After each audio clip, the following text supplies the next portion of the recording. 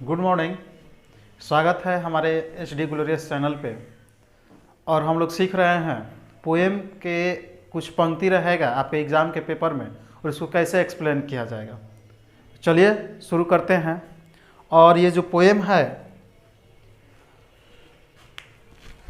ये लिखा हुआ रहेगा कि I swore to save the fire from the scene of forgetfulness. और सबसे पहले हम लोग को यह गेस करना होगा, यह बताना होगा कि किस पोएम से यह लिया गया है। तो उसके लिए पोएम याद होना जरूरी है।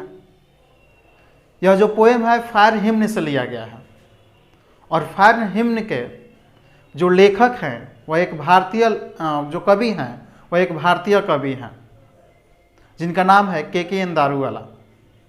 देखिए कैसे एक्सप्लेन होगा।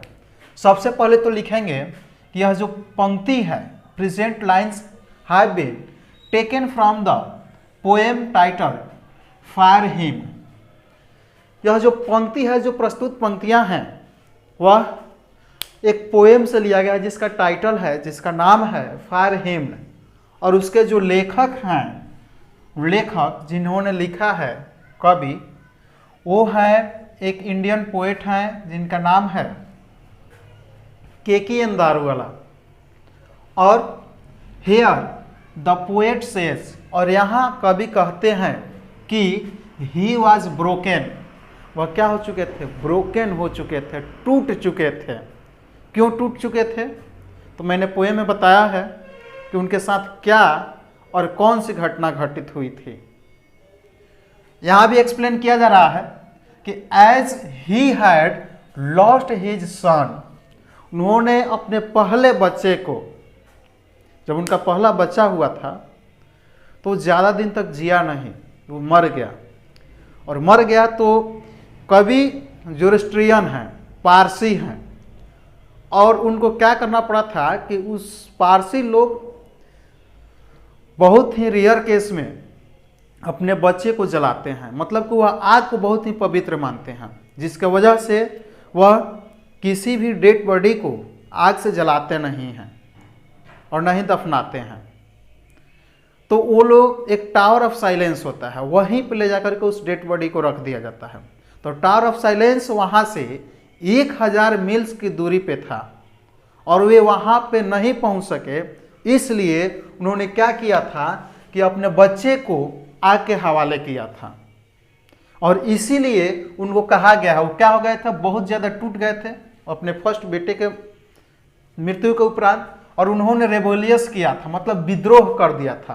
क्या विद्रोह किया था? इसी बात का विद्रोह करना, मतलब कि जो धर्म, जो नियम कानून आते चलते आ रहा है उसको नहीं पालन करना। ये भी पालन नहीं किए थे क्योंकि इनको तो लेके जाना चाहिए था टावर ऑफ साइलेंस पे, और ये लेके गए नहीं थे, इन्होंने आके हवाले कर दिया था। इसीलिए यहाँ पे इनके लिए रेबेलियस शब्द का प्रयोग किया गया है।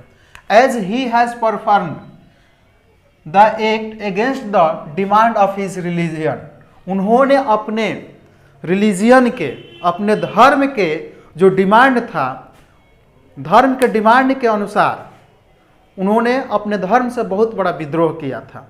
और but he was committed to perform the act, और वे अपने आप से कमिटेड थे कि मुझे अपने धर्म और अपने संस्कृति के आधार पे चलना है। लेकिन वहाँ पे उस दिन वो टावर ऑफ साइलेंस जो था 1000 मील दूर था, इसलिए वो नहीं जा पाते हैं।